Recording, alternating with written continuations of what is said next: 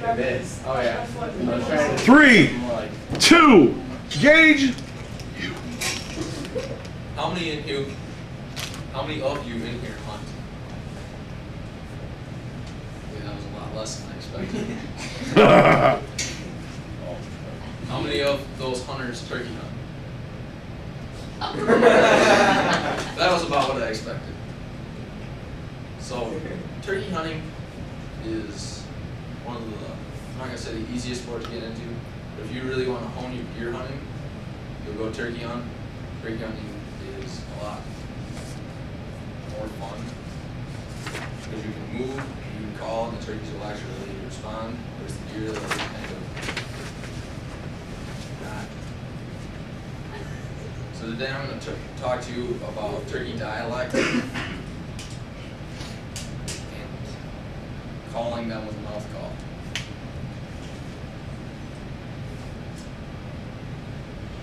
The object when you're calling turkeys, especially in the spring, is to sound like the hen so that you can chew the gobbler. What's on? I got into turkey hunting when I was 9 because my grandfather took me out. I was hooked when the first gobbler lit up.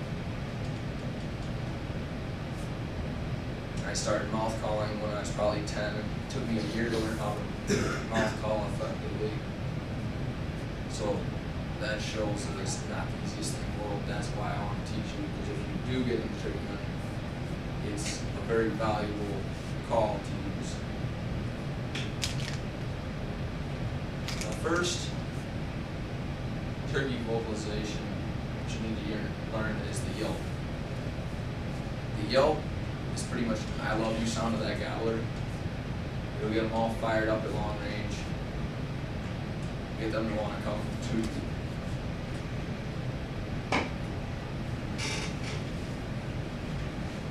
To do the yelp on mouth call, say the word chick. You do it in repetition. So it's chick, chick, chick, chick, chick. Sounds something like this.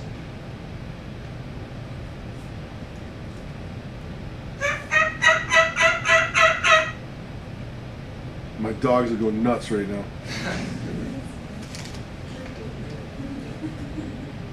That'll get that gobbler fired up, especially long range, but when you can't see him, that'll get him gobbling, that'll give you his location. The second call that you want to learn goes along with the yelp. That's called cutting. Cutting will also enhance your yelp and get that gobbler even more fired up, get on him to come towards you.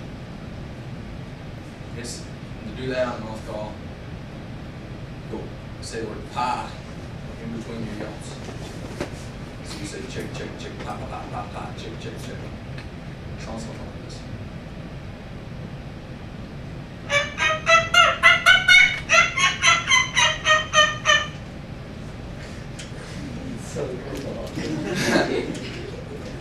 I have called in turkeys from over 200 yards with that. The next two calls are very, very shorter range. So from probably 70 yards into shooting range. And they're feeding calls, which just is meant to bring gobbler in closer because he hears that.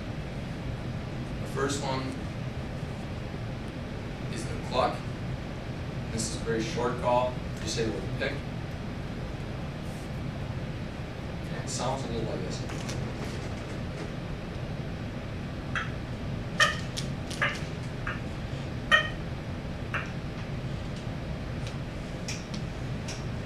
Like I said, that's a feeding call. The hen may call she's feeding. The other one's a purr. Now some people do this, a lot of people do this differently. Some people, they can gurgle with their throat. I personally can't do that. I do it by fluttering my lips, like this. And that's how I make the purr. Sound a little like this.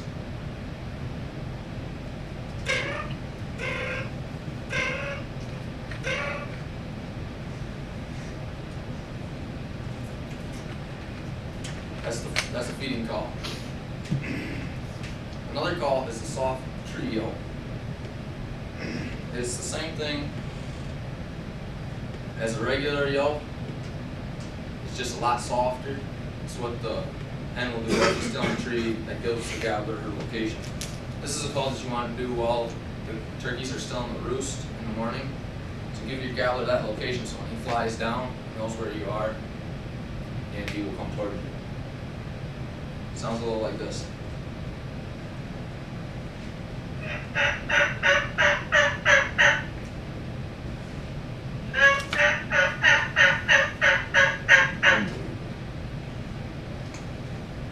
The thing that I like about using mouth calls is that you can vary in your how long the call is.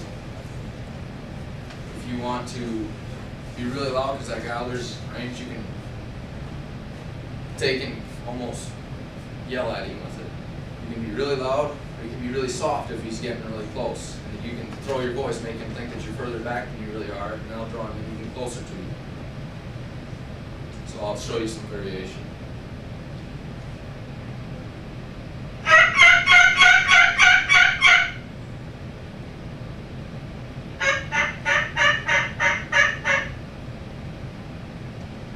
That's the way of vocal variation with the call. You can be directional with it, like you saw with my hand.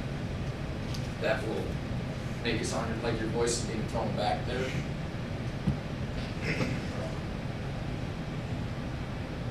Who is very daring in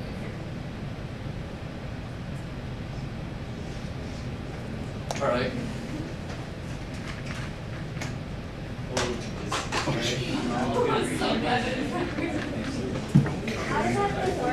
How's it work? Yeah, what is it?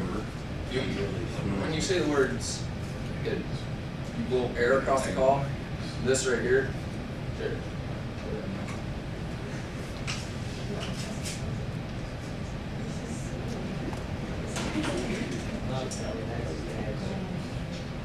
This right here is called the reed. This blue is called the reed. The air blows across that and that vibrates, creating the sound. You want to put it in so like this is like a horseshoe shape. You want to put it in so the horseshoe is facing out. You get that, Kelly? Put it in so the horseshoe is facing out. And press it up against the roof of your mouth with your tongue. Okay. So this part, the reeds right here, are facing out. And you stick it up on the roof, stick it in your mouth, stick it on the roof of your mouth.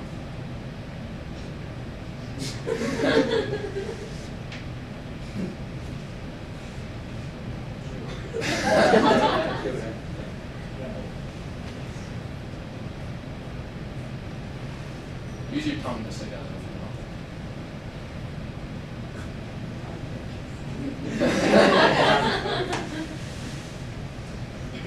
Got it?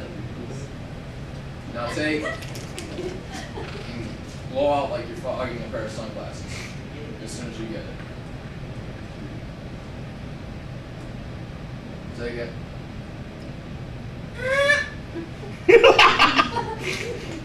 Sounds like Like you didn't turn it around.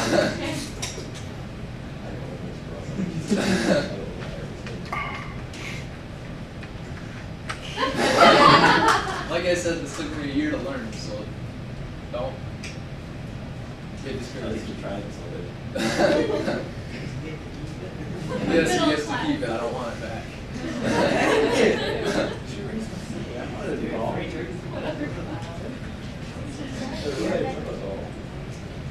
It takes a lot of practice to do this.